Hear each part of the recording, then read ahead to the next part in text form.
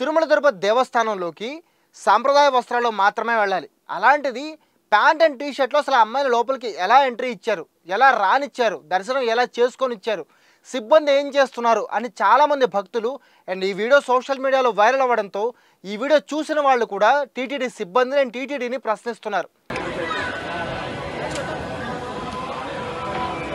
ఈ వీడియో ఇప్పుడు సోషల్ మీడియాలో వైరల్ అవ్వడం వల్ల చాలామంది దీని మీద వాళ్ళ కోపాన్ని ప్రదర్శిస్తున్నారు. ఎందుకంటే టీటీడీలో 2013 నుంచి ఒక రూల్ ఉంది. అదేంటంటే ఆలయంలో దర్శనానికి వచ్చిన భక్తులందరూ కూడా ఖచ్చితంగా సంప్రదాయ వస్త్రాలని ధరించి రావాలి. మగవాళ్ళైతే పంచ అండ్ షర్ట్, అదే ఆడవాళ్ళైతే చీర కానీ లేదా లంగా ఓణి కానీ కట్టుకొని రావాలి. అలా కాకుండా ఈ అమ్మాయిల టీ షర్ట్ అండ్ ప్యాంట్తో లోపలికి వస్తే ఆ అమ్మాయిని ఎలా ఎంట్రీ ఇచ్చారు, ఎలా లోపలికి రానిచ్చారు అనేది ఇప్పుడు భక్తుల క్వశ్చన్. అయితే తిరుమలలో రీసెంట్గా కూడా ఒక 4-5 రోజుల క్రితం కూడా ఒక భయంకరమైన ఇన్సిడెంట్ జరిగింది. అదేంటంటే తమిళనాడుకు సంబంధించిన కొంతమంది భక్తులు ఎగ్ అండ్ పలావ్ని తీసుకొని తిరుమల కొండపైకి వచ్చారు. అక్కడికి వచ్చిన తర్వాత వాళ్ళు అక్కడ ఒక హోటల్లో కూర్చొని ఆ ఎగ్ అండ్ పలావ్ని తింటుంటే కొంతమంది చూసి అక్కడ పోలీసులకు చెప్పారు.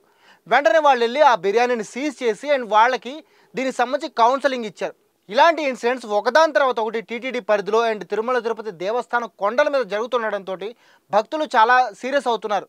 అసలు ఇలాంటి ఇన్సిడెంట్ జరుగుతుంటే టీటీడీ ఏం చేస్తుంది, అక్కడ ఉన్న సిబ్బంది ఏం చేస్తున్నారు, అండ్ ఇలాంటి ఇన్సిడెంట్ జరగకుండా ఉండడానికి వాళ్ళు ఎలాంటి చర్యలు తీసుకుంటున్నారు, ఇలాంటి చర్యలకు పాల్పడిన వాళ్ళని ఎందుకు కఠినంగా శిక్షించడం లేదు అండ్ వాళ్ళ మీద ఎటువంటి కఠిన చర్యలు ఎందుకు తీసుకోవడం లేదని వాళ్ళు ప్రశ్నిస్తున్నారు. ఇదే కాకుండా అలిపిరి కొండలపైన ముంతాజ్ హోటల్ అనే ఒక హోటల్కి కూడా గవర్నమెంట్ అనేది అప్రూవల్ ఇచ్చింది. దీని మీద కూడా హిందూ సంఘాలు విపరీతంగా ఫైర్ అవుతున్నాయి.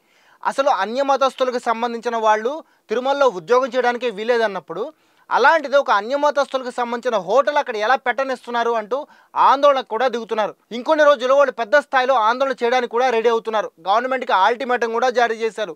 ఈ హోటల్ ఇక్కడ పెట్టడానికి వీల్లేదు, ఈ ఆర్డర్స్ని వెంటనే వెనక్కి తీసుకోండి, అలాగే తిరుమల తిరుపతి దేవస్థానం యొక్క ప్రాశస్త్యాన్ని అండ్ భక్తుల మనోభావాల్ని గౌరవించండి అంటూ గవర్నమెంట్ని కోరుతున్నారు. మనం చూడాలి గవర్నమెంట్ కానీ అండ్ టీటీడీ కానీ ఇలాంటి ఇన్సిడెంట్స్ మీద ఏం చేస్తుంది అనేది అండ్ ఎలాంటి చర్యలు తీసుకుంటుంది అనేది.